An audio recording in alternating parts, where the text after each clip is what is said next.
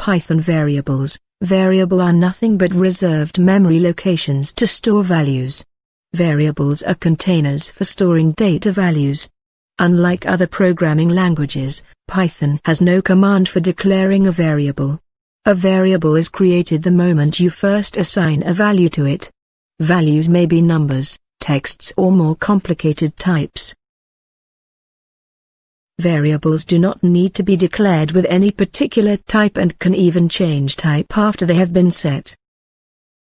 String variables can be declared either by using single or double quotes. Variable names. A variable can have a short name, like X and Y, or a more descriptive name, age, carname, total_volume. Rules for Python variables. A variable name must start with a letter or the underscore character. A variable name cannot start with a number.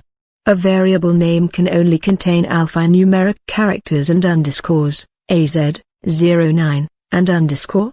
Variable names are case-sensitive. Age and age are three different variables. Multiple objects can be assigned to multiple variables as.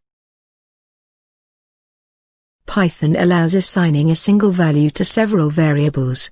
A equals B equals C equals 50.